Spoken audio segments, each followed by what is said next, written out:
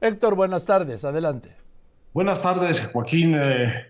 Estamos con la tragedia encima de los migrantes eh, muertos, incinerados, encerrados en su celda de detención de Ciudad Juárez. Y claro, empiezan las preguntas, unas sensatas, otras muy exigentes respecto de la responsabilidad eh, y de quién es el culpable de los hechos puntuales, Joaquín, porque hay responsabilidad como en todo, material inmediata, y luego hay responsabilidad intelectual, y luego hay responsabilidad institucional y política.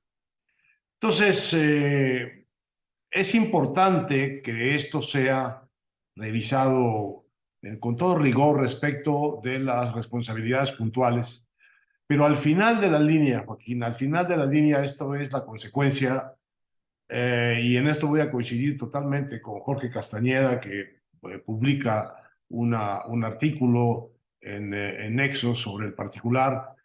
Los verdaderos responsables de que esto haya sucedido, así como todos los otros incidentes que hemos reportado, a veces bien, a veces mal, en esta gigantesca ola de represión contra millones de migrantes que cruzan el territorio mexicano, porque de eso se trata, Joaquín, se trata de la represión, de la contención, del cruce hacia Estados Unidos por territorio mexicano, pues de quizá 2 millones de migrantes por año.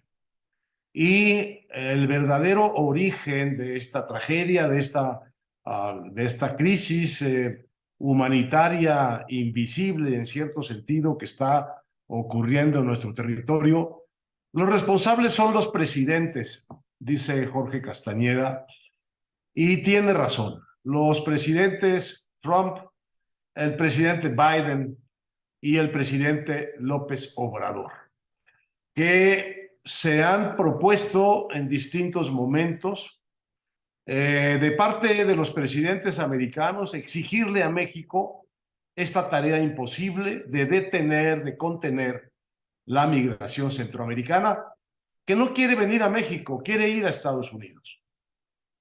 Y la responsabilidad del presidente mexicano de haber aceptado esta tarea imposible desde la época de Trump, refrendada durante la nueva presidencia del presidente Biden, sin plantearse mínimamente la dimensión del problema de los recursos humanos, de los recursos financieros que eran necesarios, no digo para resolver esto, sino para volverlo por lo menos una contención menos inhumana, más profesional, más solvente en sus decisiones y en sus medidas para ofrecer a esos millones de migrantes que no pueden cruzar a los Estados Unidos porque los contienen y los regresan, ofrecer a esos millones de migrantes, ya de por sí en situación precaria, por lo menos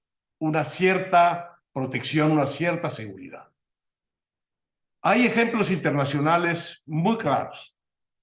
Turquía contiene en este momento la migración que quiere ir, obviamente, hacia la Unión Europea, pues probablemente de igual una cantidad parecida, quizá un poco mayor, de migrantes que vienen huyendo de la guerra, vienen huyendo del hambre y vienen buscando la mejor vida que desde luego piensan, y con razón, que les espera atrás de las fronteras europeas. Para esto le fue exigido, digamos, pedido por la Unión Europea a Turquía de que contuviera este gigantesco flujo humano, porque no podían, digamos, los gobiernos de la Unión Europea aceptarlos sin provocarse dentro una gran crisis de protesta, de rechazo, una gran crisis política en el fondo, Joaquín. Entonces, el gobierno turco lo que dijo es: yo estoy de acuerdo, pero me tienen que ayudar a financiar esto, porque yo no tengo recursos para tener en mi territorio a 2 millones de personas cuyo destino es incierto y que yo tengo y de los que yo soy responsable. Y les pidió 6.000 millones de dólares a la Unión Europea para atender ese problema. Nosotros no. A nosotros siempre nos sobran los recursos para no atender ningún problema fundamental. Le ponemos un poco más de caldo a los frijoles, puras necedades que al final se revelan absolutamente imposibles de cumplir. Estos millones de personas que cruzan por México, México no tiene capacidad de absorberlos, mantenerlos, garantizar su seguridad, el respeto a sus derechos y la administración sensata, razonable de esta situación de emergencia humana brutal. No solo no tiene recursos México, sino que los que tienen muy mala fama, Joaquín. Y hace mucho rato sabemos el maltrato consuetudinario, rutinario, casi institucional que reciben los migrantes en México antes, durante y van a seguir recibiendo después de esta crisis. El problema entonces es plantearse el problema en el tamaño que tiene. Tenemos que, según las decisiones de los gobiernos, detener en territorio mexicano y atender en territorio mexicano, porque lo rechazan en Estados Unidos, a 2 millones de gentes cada año. Bueno, ¿cómo los atendemos? ¿Quién pone el dinero? ¿Con qué recursos? ¿Con qué capacitación? ¿Con qué supervisión internacional? ¿Con qué ayuda? ¿Con qué ayuda internacional? ¿Y con qué ayuda específica de parte de los Estados Unidos? Porque el gran asunto de nuestra vida adulta, yo diría, Joaquín, que hemos visto con relación a los Estados Unidos, es que hay dos cosas que la sociedad estadounidense consume, digamos, infatigablemente, indoblegablemente. Consume drogas y consume mano de obra indocumentada. Bueno, estas dos cosas, que son grandes demandas reales, no reprimibles de la sociedad estadounidense respecto de lo que sucede en el territorio de su vecino del sur, que es México, que somos nosotros, estas dos grandes demandas de consumo de drogas y de mano de obra están prohibidas por las leyes americanas.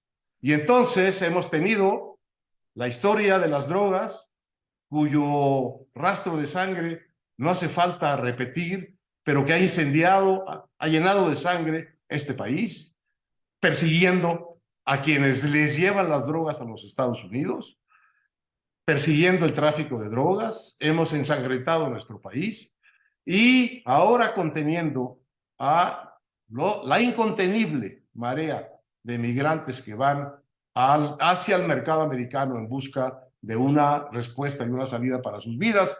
Ahora tampoco estamos llenando nuestra frontera de campos que están a un borde de ser campos que representan condiciones de crisis humanitaria y que han tenido en este incidente terrible y dramático de los migrantes incendiados, encerrados por una agencia nacional de migración que hace mucho tiempo ha dado muestras de ser cualquier cosa menos humana, menos cuidadosa con los migrantes, pues los han dejado quemarse ahí en sus celdas. Es una llamada de atención terrible, siniestra en muchos sentidos, a una situación global que valdría ya la pena que los gobiernos, los presidentes, los secretarios, los gobernadores de los estados afectados se sentaran a discutir con seriedad, porque México no puede contener el flujo de drogas, ni puede contener el flujo de migrantes.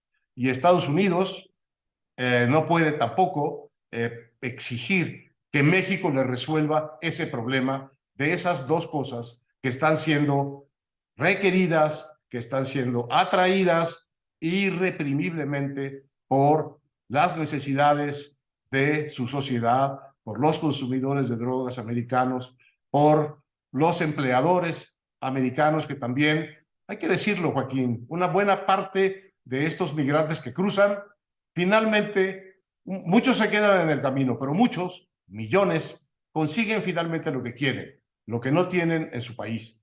Un trabajo decente, suficiente para vivir en Estados Unidos y, como nos consta, Joaquín, para mandar a sus familias en México o en Honduras o en El Salvador, ahora a Venezuela, a Haití, a Cuba, porque ahora son las nuevas migraciones y pronto a Nicaragua también, remesas para que sus familias vivan bien.